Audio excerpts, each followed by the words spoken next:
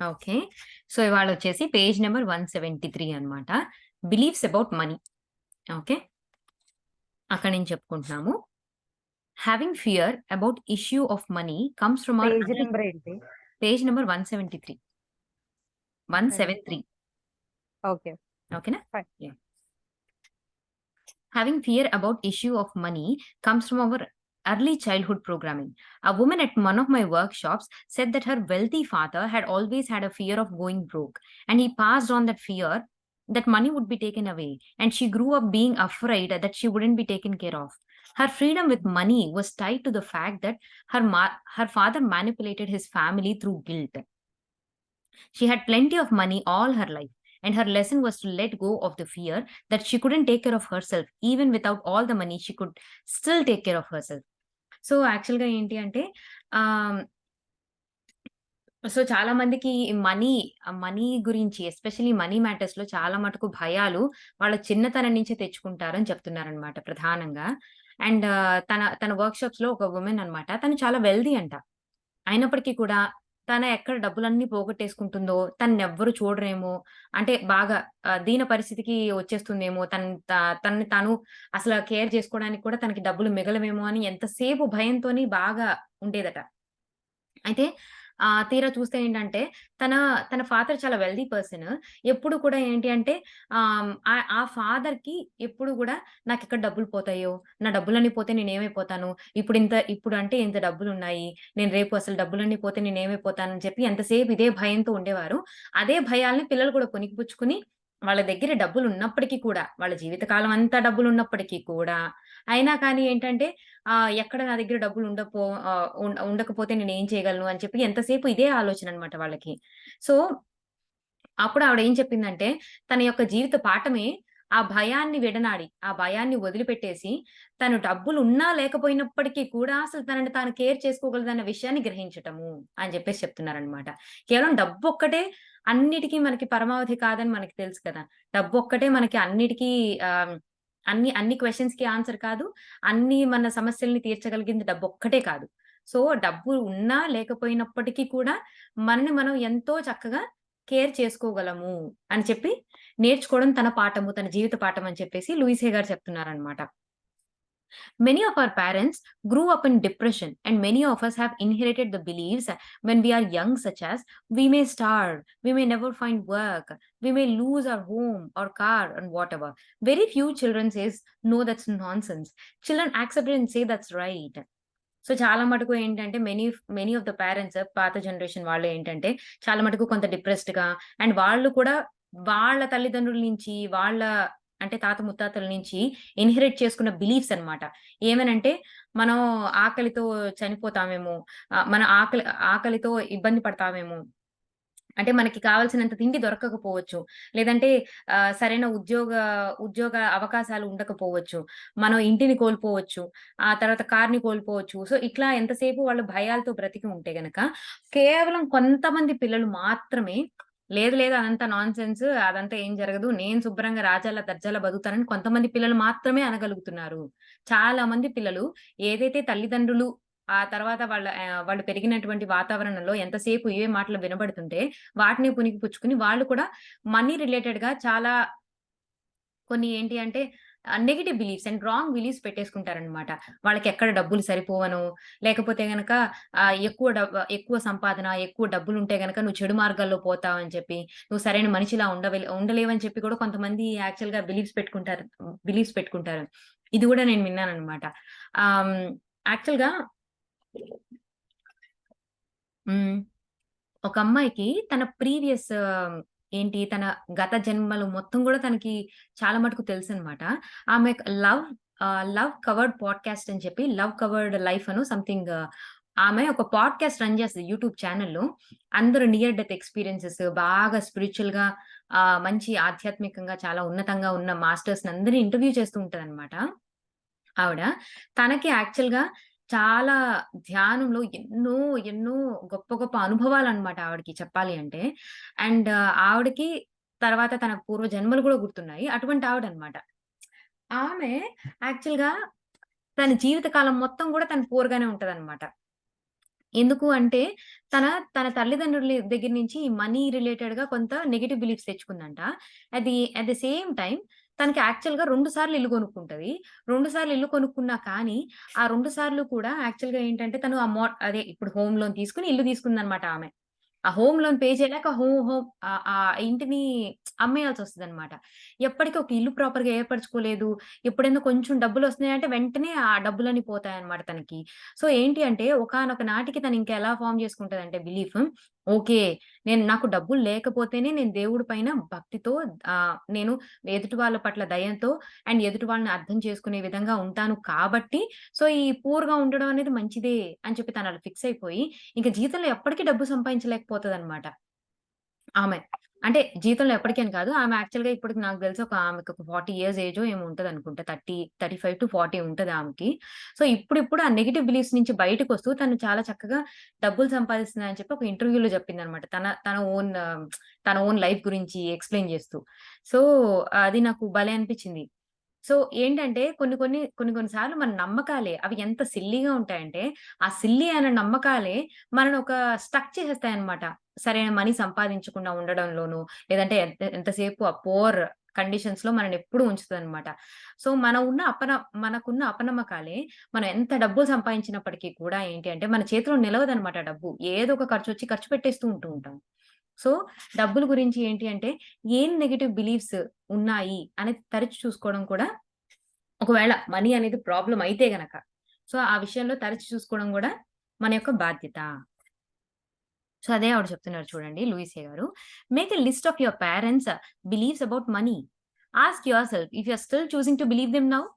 You will want to go beyond your parents' limitations and fears because your life is not the same now. So, మీరు అంటే మీ తల్లిదండ్రులు అసలు money related aspects గురించి అసలు మీకేం చెప్తూ ఉండేవారు?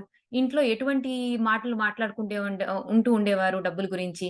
ఎప్పుడు డబ్బులకి లోటు లేదు అని అనుకునేవారా? లేదంటే ఎప్పుడూ డబ్బులు ఉండట్లేదురా బాబు అని అనుకుంటూ ఉండేవారా? సో, ఏం అనుకునేవారు మీ తల్లిదండ్రులు మీ మీ ముందు గాని మీరు మీరు మీ చెవిన పడిన మాటలేంటి డబ్బుల గురించి? అండ్ ఎటువంటి ఎన్విరాన్మెంట్ ఉండేది డబ్బుల గురించి? సో, ఆ బిలీఫ్స్ అన్నీ ఒకసారి రాసుకోండి. రాసుకొని, ఇప్పటికి మీరింకా మీ పేరెంట్స్ యొక్క ఏదైనా చెప్పినటువంటి బిలీఫ్స్ మీరింకా స్టిల్ నమ్ముతున్నారా? అన్నది ఒక్కసారి వాటిని టిక్ చేసుకోండి. టిక్ చేసుకొని, ఇంకా మీరొక విషయాన్ని తెలుసుకోండి ఏంటి అంటే, అవి కేవలం మీ పేరెంట్స్ లిమిటేషన్సే మీవి కాదు. అవి మీ పేరెంట్స్ యొక్క అవరోధాలు, వాళ్ళ యొక్క బిలీఫ్ సిస్టమ్స్ అవి మీవి కాదు. సో, వాటినిప్పుడు మార్చుకోగలిగే శక్తి మీలో ఉంది. Stop repeating the believes to yourself. Begin transforming the pictures in your mind. So, ఆ బిలీఫ్ సిస్టమ్స్‌ని మళ్ళీ మీరు రిపీట్ చేసుకోవాల్సిన నెసెసిటీ లేదు. వాటిని మార్చుకోండి. When opportunity comes up, don't echo your past history of lack. So, ఏదైనా ఒక ఆపర్చునిటీ రాంగానే ఇది నాకు ఎఫోర్డ్ చేసేంత నాకు శక్తి లేదు. దీన్ని నేను సంపాదించలేను.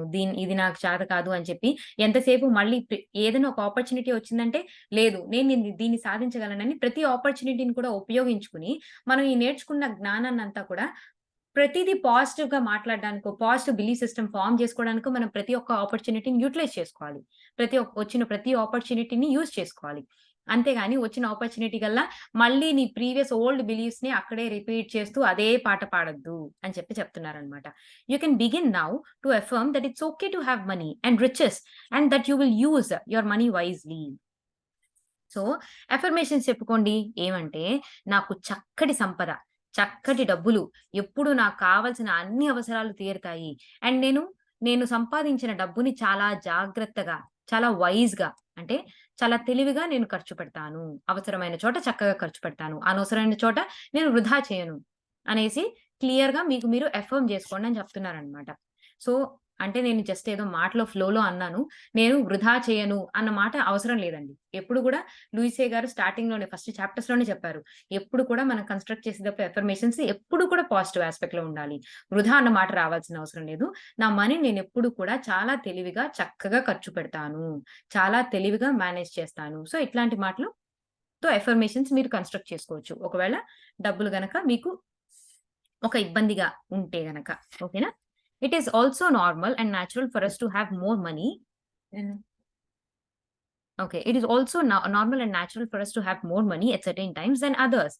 If we trust the power within to always take care of us, no matter what, we can easily flow through the lean times, knowing that we will have more in the future. So, ఎప్పుడు మా అమ్మగారు ఒక మాట అంటూ ఉండేవారనమాట. So, మనకి యాక్చువల్‌గా లైఫ్‌లో ఒకానొక సర్టెన్ టైమొస్తది. అప్పుడసల డబ్బులు మనకి ఎంత అంటే ఎక్కడ ఏట్లో పారేసినా గాని తిరిగొస్తది మనకి. అండ్ ఎంత అంటే అంత డబ్బులు సంపాదించుకోవచ్చు. కానీ ఆ టైంలో ఎవరైతే తెలివిగా ఆలోచించి జాగ్రత్త చేసుకుంటారో వాళ్ళు లైఫ్ లాంగ్ ఎంతో హ్యాపీగా ఉంటారు. ఎప్పుడైతే డబ్బులొచ్చిన రోజు మనం అంటే మితిమీరి ఖర్చు పెడుతూ, మనకి దాని గురించి ఒక ప్రాపర్ ప్లానింగ్ లేక డబ్బులొస్తున్నాయి గదా! అని డబ్బులొచ్చిందొచ్చినట్టు ఖర్చు పెట్టేస్తే గనక ఆ తర్వాత మనకి కొన్ని ఖచ్చితంగా కొన్ని రోజులుంటాయి మనం అంత సంపాదించలేకపోవచ్చు. అప్పటికేంటంటే మనం చాలా కష్టాల్లో పడతామని ఎప్పుడు మా అమ్మగారు అంటూ ఉండేవారనమాట. సో, నాకది గుర్తొచ్చింది. యాక్చువల్లీ ఆహ్, ఇక్కడ సేమ్ లూయిసే గారు కూడా అదే చెప్తున్నారు. ఏంటి అంటే ఇద్ అది వెరీ న్యాచురల్ అండ్ నార్మల్ ఏంటి అంటే ఒకానొక సర్టెన్ టైమ్‌లో మన జీవితంలో చాలా ఎక్కువ డబ్బు సంపాదన అనేది ఉంటుంది. సో, ఏంటి అంటే ఆహ్ అండ్ ఒకటి మాత్రం మనం బలంగా నమ్మాలి ఏంటంటే, నాలో ఉన్న శక్తి నన్ను ఎప్పుడు కూడా కాపాడుతూనే ఉంటుంది. అంటే డబ్బు ఎప్పుడైతే మనకి చేతిలో అంత సరిగ్గా ఆడట్లేదు, డబ్బులు అంత సరిగ్గా ప్రాపర్‌గా రానప్పుడు కూడా మనం ఏంటంటే, మనని మనం చాలా జాగ్రత్తగా కేర్ చేసుకునేటువంటి అంటే సరిపడా సంపాదన మన చేతిలో ఎప్పుడు ఉంటుందని, నేనెప్పుడు కూడా సిరి సంపదలతో ఉంటాను అని మాత్రం నువ్వు బలంగా నమ్ము.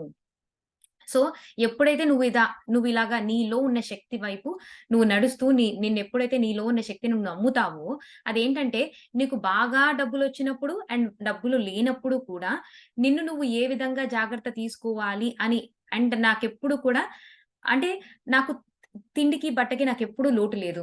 అది బాగా డబ్బులొచ్చిన సమయంలో అయినా, డబ్బులు లేనప్పుడు సమయంలో అయినా కానీ, నాకు తిండికి, బట్టకి అండ్ నాకు షెల్టర్‌కి ఏనాడు నాకు లోటు లేదు. నన్నెప్పుడు కూడా ఆ యూనివర్స్ జాగ్రత్తగా కేర్ తీసుకుంటుంది అని ఎప్పుడైతే నీలో ఉన్న శక్తిని అండ్ ఆ యూనివర్స్‌ని నువ్వు నమ్ముతావో అండ్ అన్ని వేళలా కూడా డబ్బు ఉన్న సమయంలో, డబ్బు సరిగ్గా నీ చేతికి రాని సమయంలో కూడా నువ్వెప్పుడూ కూడా నువ్వు సమానంగానే, సేమ్‌గానే ఉంటావు. And at the same time ఎప్పుడైనా డబ్బుకు కొంత కొరత వచ్చి కొంచెం ఇబ్బంది పడినా కానీ నమ్మండి. ఏమని నమ్మండి? తప్పకుండా ఫ్యూచర్‌లో మరింత నేను సంపాదించగలను అని నమ్మండి. తప్పకుండా మరింత ఫ్యూచర్‌లో నాకు డబ్బొస్తుందని నమ్మండి అని చెప్పేసి చెప్తున్నారనమాట. Money isn't the answer. Although many of us think that if we have lot of money, everything will be fine. We won't have any problems or worries. But money is truly not the answer. Some of us have all the money that we could ever need and still we aren't happy. So, and ఇంకొక విషయాన్ని గుర్తుంచుకోండి. డబ్బు ఒక్కటే అన్నిటికి సమాధానం కాదు. ఏంటి అంటే ఎంతోమంది ఎన్నో సిరి సంపదలు ఉండి కూడా వాళ్ళు హ్యాపీగా లేని వాళ్ళు చాలా మందే ఉన్నారు. సో, డబ్బు అన్ని సమస్యలకి సొల్యూషన్ కాదు. అన్ని సమస్యలకి సొల్యూషన్ కాదు. మీ ఇబ్బందులని, మీ కష్ట నష్టాల్ని తీర్చలేదు కేవలం డబ్బు మాత్రమే. సో, అది గుర్తుంచుకోండి అని చెప్తున్నారు. And be grateful for what you have. So, ఉన్న దాంట్లో ఉన్నదా ఉన్నదాని పట్ల సంతోషాన్ని వ్యక్తపరచండి. కృతజ్ఞతని వ్యక్తపరచండి అని చెప్తున్నారు లూయిసే గారు. A gentleman I knew told me that he felt guilty because he couldn't pay back his friends for the kindness and the gifts they gave him when he was not doing so well. I told him that there are times when the universe gives to us in whatever form we may need and we may not be able to give it back. So, Louise Hay గారి దగ్గరికొచ్చి ఒక వ్యక్తి తను చాలా కొంచెం కష్టతరమైన సిట్యుయేషన్‌లో ఉన్నప్పుడు ఎంతోమంది ఫ్రెండ్స్ ఎన్నో రకాలుగా తనకి ఎంతో సహాయం చేశారంట. తను కొంచెం బాధపడుతూ గిల్టీ‌గా ఫీల్ అవుతున్నాడంట. నాకెంతో సహాయం చేశారు వీరు. వీరికి నేను తిరిగి ఇవ్వలేకపోతున్నాను. తిరిగి ఆహ్, ఆహ్, నేను చాలా నాకు చాలా గిల్టీ ఫీలింగ్‌గా ఉంది అని చెప్పేసి. సో, అప్పుడు లూయిస్ హే గారు తనకి చెప్పారంట. యాక్చువల్‌గా ఈ యూనివర్స్ ఎలా వర్కౌట్ అవుతదంటే, సో, సాధారణంగా ఆహ్, ఏంటి అంటే, మనం ఇస్తేనే తిరిగి పొందుతాము అన్న ఒక యూనివర్సల్ లా ఉంటుంది. మనం అంటే ఏదైతే మనం పొందాలనుకుంటున్నామో ముందు ఇతరులకి చెయ్యి అని చెప్పి కూడా ఒక యూనివర్సల్ లా ఉంటుందనమాట. అంటే ఏదైతే ఇప్పుడు నువ్వు ఇవ్వాలి ఏదైతే నువ్వు పొందాలి అనుకుంటున్నావో, సంపద పొందాలి అనుకున్నప్పుడు ముందు నువ్వు సంపాదించే దాంట్లో అట్‌లీస్ట్ ఓ 10% రూ. 10 నువ్వు పక్కన వాడికి ఇవ్వడం నువ్వు తెలుసుకో. ముందు నేర్చుకో. అప్పుడే నువ్వు రాబోయే గొప్ప సంపదకి నువ్వు అర్హుడివవుతావు. సో, నువ్వు ఏదైతే పొందాలనుకుంటున్నావో ముందు ఇతరులకి చెయ్యి అన్నది ఒక యూనివర్సల్ లా అనమాట. ఒక ప్రకృతి నియమం. సో, ఏంటి అంటే ఈ ప్రకృతి నియమంలో భాగంగా నువ్విప్పుడేంటి ఒక భిక్షగాడికి ఒక రూ. 10 ఇచ్చావు. ఓకేనా? వాడు చాలా దయనీయమైన పరిస్థితిలో ఉన్నాడు. లేదు అంటే గనక బాగా కొంచెం కష్టతరమైన పరిస్థితిలో ఉన్న వారికి ఒకళ్ళకి నువ్వు హెల్ప్ చేసావు. హెల్ప్ మళ్ళీ ఏంటంటే వాడే ఒక భిక్షగాడే మళ్ళీ నీకు తీసుకొచ్చి రూ. 10 ఇవ్వాలని రూల్ కాదనమాట. నువ్వు భిక్షగాడికి రూ. 10 ఇస్తే నీకు రావాల్సిన దారుల్లో నీకు చక్కటి అంటే మంచి ఉద్యోగ అవకాశం వచ్చి చాలా చక్కటి మంచి సాలరీతో నీకు జాబొచ్చింది. సో, నువ్విక్కడ ఇచ్చిన రూ. 10 నీకు యూనివర్స్ ఎలా ఇస్తుందంటే ఒక ఉద్యోగం రూపంలో నీకు నెల నెలా జీతం వచ్చేలాగా చేస్తుంది. సో, ఏంటి అంటే యూనివర్స్ అలా ఆపరేట్ చేస్తదనమాట. సో, ఏంటి అంటే ముందు నువ్వేదైతే ఇది మాత్రం ఎప్పుడు గుర్తుంచుకోండి. నువ్వు ముందు ఏదైతే నువ్వు పొందాలనుకుంటున్నావో ముందు ఇతరులకివ్వు అన్నది మాత్రం ఎప్పుడు కూడా నువ్వు జ్ఞానాన్ని పొందాలనుకుంటున్నావు, చక్కటి మాట వినాలనుకుంటున్నావు. నువ్వు 10 మందితో మాట్లాడుతున్నప్పుడు మంచి మాటలే మాట్లాడు. నువ్వు 10 మంది దగ్గర నుంచి నువ్వు వినేటప్పుడు చాలా చక్కటి మాటలు ఎంతో ఓదార్పుగా, ఎంతో జ్ఞానంతో కూడుకున్న మాటలు నువ్వు కూడా వింటావు. సో, అట్లా అన్నమాట. ఓకేనా? ఆ!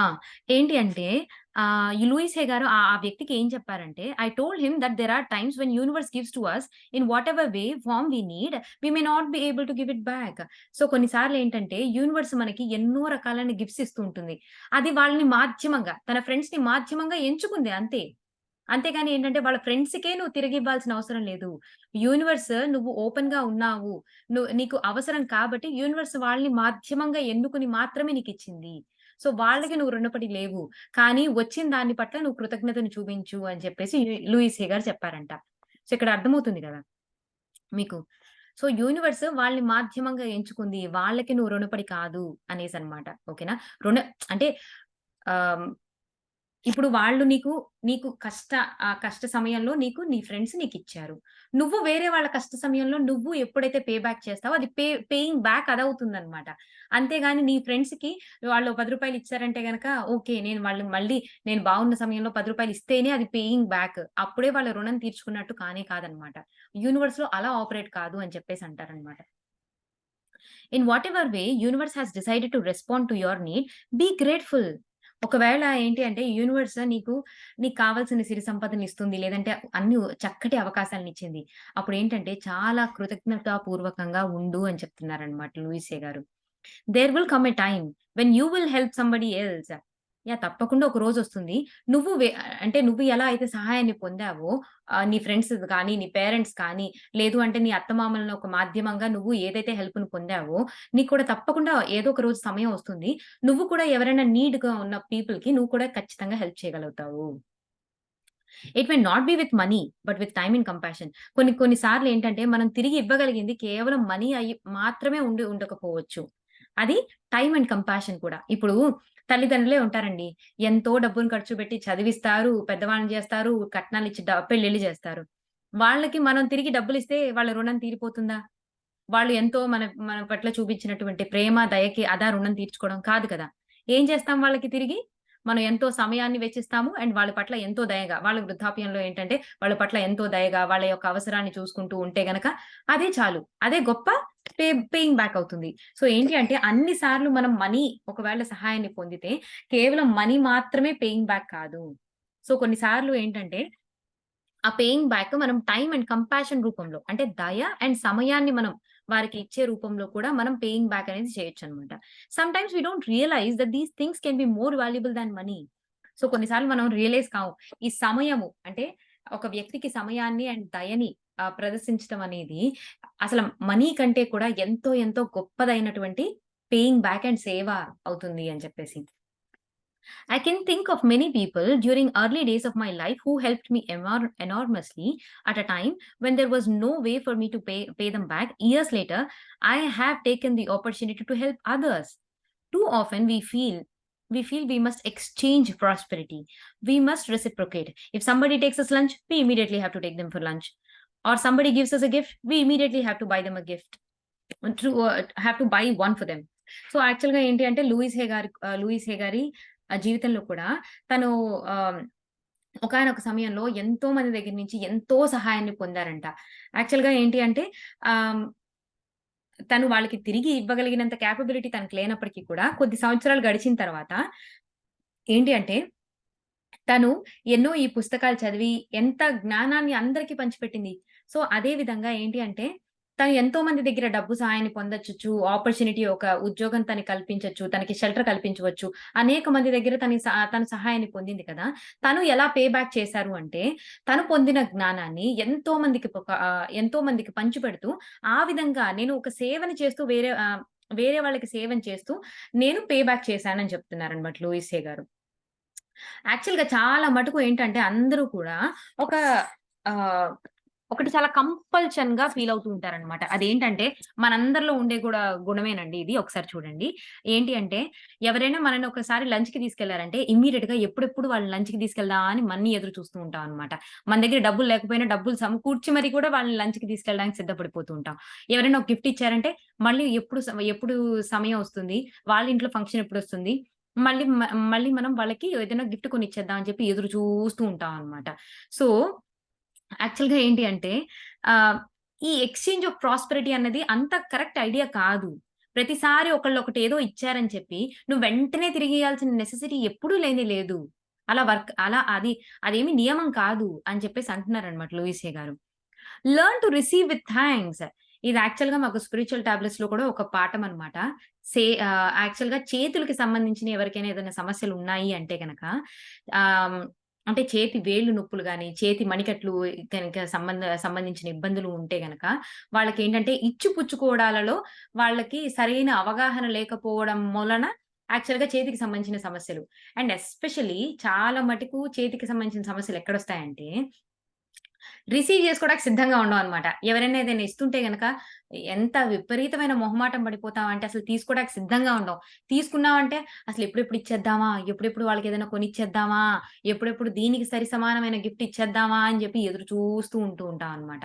సో, యాక్చువల్‌గా ఏంటి అంటే ఇక్కడ తీసుకోవడంలో కూడా ఏంటంటే అసలు ఎవరైనా ఒకటి ఏదైనా గిఫ్ట్ ఇస్తున్నప్పుడు మైన మనసుతో దాన్ని సంపూర్ణంగా యూనివర్స్ నాకొక గిఫ్ట్ ఇచ్చింది వీళ్ళ ద్వారా. ఎందుకు? నేను అర్హత కలిగి ఉన్నాను కాబట్టే, వీళ్ళ ద్వారా నాకొక గిఫ్టొచ్చిందని సంపూర్ణమైన మనసుతో, మీ యొక్క అర్హతని ఎరిగి, మీ యొక్క డిజర్వబిలిటీని ఎరిగి మీరు హ్యాపీగా తీసుకోండి. ఇది యాక్చువల్‌గా నాలో వచ్చిన గూడా ఒక చిన్న మార్పనమాట. ఇదివరకులాగా నేనేంటంటే, ఎవరైనా ఏదైనా ఇస్తే ఇమ్మీడియేట్‌గా నేనేదో తిరిగియ్యాలని చెప్పి నేను తాపత్రయ పడట్లేదనమాట. ఇదివరకు చాలా తాపత్రయం ఉండేది. ఇప్పుడు ఆ తాపత్రయాన్ని తగ్గించుకున్నాననమాట. సో, ఒకళ్ళు ఏదైనా నాకు గిఫ్ట్ ఇచ్చారు అంటే గనక ఓకే. నేను అర్హత కలిగి ఉన్నాను కాబట్టి యూనివర్స్ వీళ్ళ ద్వారా నాకొక గిఫ్ట్ ఇచ్చింది. నేను దానికి ఎంతో కృతజ్ఞతతో అంటే I used to feel thankful towards them. And also to the universe అనమాట. ఓకేనా? ఇదొక పాఠం యాక్చువల్‌గా చెప్పాలి అంటే. మాకు స్పిరిచ్యువల్ టాబ్లెట్స్‌లో కూడా ఉంది. అండ్ ఇక్కడ గూడా ఇది రిపీట్ అవ్వడము బావుందనమాట. సో, అందుకని నేను అక్కడున్న ఇన్ఫర్మేషన్ గూడా కొంత ఇక్కడికి తీసుకొచ్చి పెట్టాను. Learn to receive thanks, learn to accept, because universe perceives our openness to receive as not just exchange of prosperity. So మన ఓపెన్‌నెస్ అంటే నేను స్వీకరించడానికి సిద్ధంగా ఉన్నాను అండ్ నేను రిసీవ్ చేసుకోవడానికి సిద్ధంగా ఉన్నాను అని నువ్వు యూనివర్స్‌కి ఒక వైబ్రేషన్‌లో సిగ్నల్ పంపించావు కాబట్టే నీకది ఇచ్చింది కానీ నువ్వేదో ఇమ్మీడియేట్‌గా ఏదో తిరిగి ఇవ్వాలని యూనివర్స్ ఎక్స్‌పెక్ట్ చేసి కాదు నీకిచ్చింది అని చెప్పి లూయిస్ హే గారు చెప్తున్నారనమాట. Much of our problem stems from our inability to receive. So, చాలా మటుకు సమస్యలు మనం రిసీవ్ చేసుకోవడానికి సిద్ధంగా లేకపోవడం. ఏంటంటే నాకు అర్హత లేదు అనుకోకపోవడము, లేదు అంటే గనక మొహమాట పడటము, ఇష్టం లేకపోవడము, అండ్ లేకపోతే గనక దానికి సిద్ధంగా లేకపోవడం మూలాను.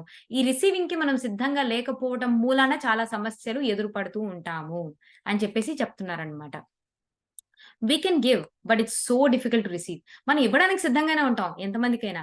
తీసుకోవడానికి మాత్రం సిద్ధంగా ఉండం. అది ఒక తప్పుడు నోషన్ అన్నమాట. తప్పుడు. ఎక్కడ రుణపడిపోయి ఉంటామో అది తప్పు అన్నమాట యాక్చువల్‌గా చెప్పాలి అంటే. అదొక రాంగ్ నోషన్. అదొక రాంగ్ బిలీఫ్ సిస్టమ్ అన్నమాట. ఎవ్వరికీ ఏమి రుణం అనేది ఏమి ఉండదండి. ఏంటి అంటే మనం రిసీవ్ చేసుకోవడానికి సిద్ధంగా ఉన్నాం కాబట్టి వాళ్ళకి ఆ మనసు కలిగిందన్నమాట. మనకొక గిఫ్ట్ ఇవ్వాలి అని చెప్పి. మనకి ఆబ్లిగేషన్ కాకూడదది. అని కంపల్సరీ ఇవ్వాలని ఆబ్లిగేషన్ కాకూడదనమాట. మనము ఏదైనా సందర్భం వచ్చినప్పుడు వాళ్ళు గిఫ్ట్ ఇవ్వాలి అని మనకి మనసుకు అనిపిస్తే తప్పకుండా ఇవ్వచ్చు. లేదు కొంతమందికి అసలు మనం పే బ్యాక్ చేసే అవకాశం కూడా రాకపోవచ్చు. సో, అప్పుడేంటంటే పే బ్యాక్ చేయాల్సిన నెసెసిటీ వాళ్ళకే చేయాల్సిన నెసెసిటీ లేదనమాట. వేరే వాళ్ళకి నువ్వు సేవ రూపంలో వేరే వేరే విధంగా కూడా చేయవచ్చు. అట్ ది సేమ్ టైమ్ ఎవరైనా ఇస్తుంటే గనక, అయ్యయ్యో! వీళ్ళకి మళ్ళీ నేను తిరిగిచ్చే అవకాశం రాదు అని చెప్పి మొహమాట పడిపోవద్దు తీసుకోకుండా. తీసుకోండి. స్వీకరించండి. స్వీకరించడం నేర్చుకోండి. అర్హత కలిగి ఉన్నారు కాబట్టి మీకదొచ్చింది. మీ దారిలోకొచ్చింది. ఏది కూడా ఊరికే అంటే అంటే everything is planned, everything is timed అన్నమాట మళ్ళీ. So when someone gives you a gift, smile and say thank you. If you say to the person, "Oh, it's a wrong size or the wrong color," I guarantee that person won't ever give you another gift. Accept graciously. If it isn't right for you, give it to somebody else who can use it. So, ఎవరైనా వచ్చి మీకు gift ఇచ్చారు. ఇవ్వంగానే అరె! ఇది నాకు wrong size, నాకు పట్టదిది. ఇది wrong colour. నాకస్సలు ఇష్టం ఉండదు ఈ కలర్. నేను ఈ కలరే వేసుకోను అని చెప్పేసి దానికి 100 వంకలు పెట్టారనుకోండి, ఖచ్చితంగా ఆ పర్సన్ మళ్ళీ ఇంకొక్కసారి మీకెప్పటికి గిఫ్ట్ ఇవ్వరు. అలా కాదు. ఎవరైనా ఏదైనా ఇచ్చారనుకోండి తీసుకోండి. తీసుకొని థాంక్ యూ చెప్పండి. థాంక్ యూ చెప్పి ఒకవేళ అది మీకు పనికి రాకపోతే గనక వేరే వాళ్ళకిచ్చేయండి. అది ఎవరికి యూజ్ అవుతుందో వాళ్ళకిచ్చేసేయండి అని చెప్పి చెప్తున్నారనమాట లూయిస్ గారు. We want to be grateful for what we do have. So, మనకున్న దాని పట్ల ఎంతో ఉన్న వాటి పట్ల.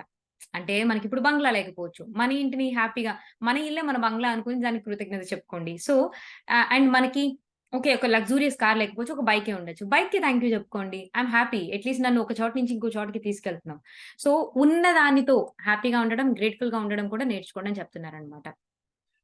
We want to be grateful for what do we have so that we can attract more good to us. ఎప్పుడైతే మనం ఉన్నదానితో సంతోషంగా, ఎప్పుడైతే ఉన్నదాని పట్ల కృతజ్ఞత తెలుపుకుంటామో, ఉన్నదాని పట్ల కృతజ్ఞత ఎప్పుడైతే తెలుపుకుంటామో, మరింత జీవితంలోకి మనకి మరింత మంచి వస్తుందన్నమాట.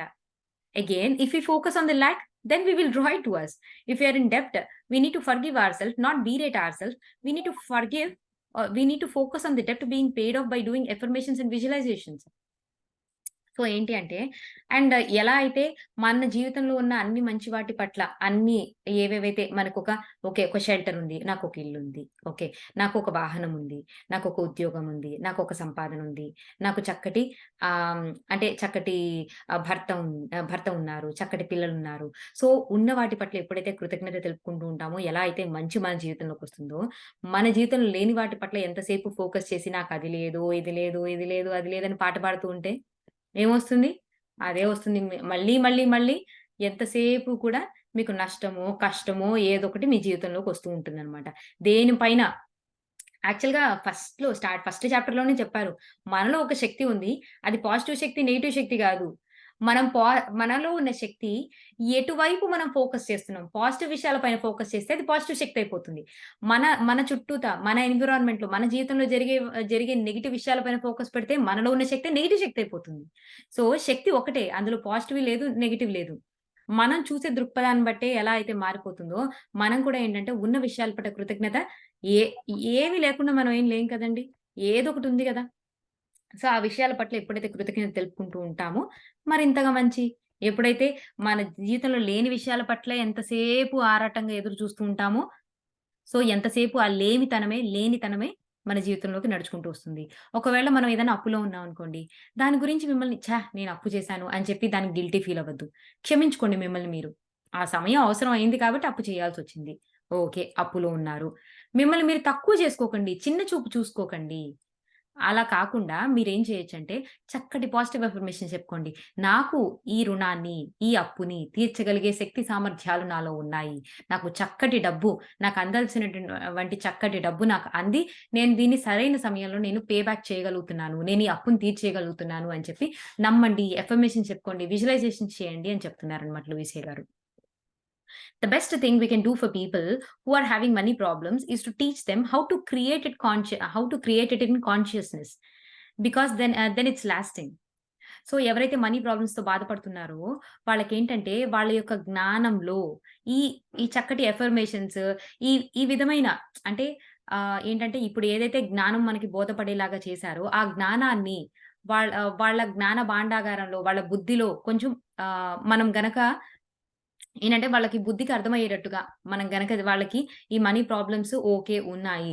కానీ నీకు వెనకున్న బిలీఫ్ సిస్టమ్స్ ఏంటి? వాటిని మార్చుకో. నువ్వు ఈ విధంగా అఫర్మేషన్స్ చెయ్యి. నువ్వు నమ్ము. ఖచ్చితంగా నువ్వు సిరి సంపదలతో ఉంటావని నువ్వు నమ్ము. ఎప్పుడైతే నువ్వు బిలీవ్ చేస్తావో అదే నీ జీవితం. Whatever you believe you create your reality. నువ్వేదైతే నమ్ముతున్నావో అదే నీ వాస్తవం అని ఎప్పుడైతే వాళ్ళకి కొంచెం అర్థమయ్యేలాగా చెప్పావంటే గనక దెన్ వాళ్ళకి ఇంకే మనీ ప్రాబ్లమ్స్ ఉండవు. It's ever lasting. ఇంకా వాళ్ళకి ఎవరు ఏ సహాయం చేయనవసరం లేదు. వాళ్ళ సహాయం వాళ్ళే పొందుతూ ఉంటారనమాట. So, it's much more lasting than hand so, అంతే సో, ఏంటి అంటే ఎవరైనా ఏదైనా డబ్బు సహాయార్థమై వచ్చి వాళ్ళు గనక మీ దగ్గర అడిగితే గనక ఓకే. అప్పుడు ఇవ్వాల్సొస్తే గనక ఖచ్చితంగా ఇవ్వండి. సో, ఆ మనీ ఇచ్చేదానికంటే మరింత హెల్ప్ ఏమవుతుంది అంటే గనక, వాళ్ళ యొక్క ఆలోచనని కొంచెం మార్చే విధంగా మనం ఎప్పుడైతే వాళ్ళకి కొంత జ్ఞానాన్ని అందచేస్తామో, అప్పుడు వాళ్ళకేంటంటే అంతే గదా! మనకొక సామెత ఉంటది. ఏంటంటే ఫిష్ ఎవరికైనా ఆకలిగా ఉంటే ఒక ఫిష్ ఇవ్వడం కాదు, వాడికి చేపలెలా పట్టాలో, ఒక చేపనివ్వడం గాదు, ఒక చేపలెలా పట్టాలో నేర్పిస్తే వాడికి జీవితాంతం వాడికి ఫుడ్ దొరుకుతుంది అని జెప్పేసి అంటారు గదా! సో, అట్లా అన్నమాట. ఓకేనా?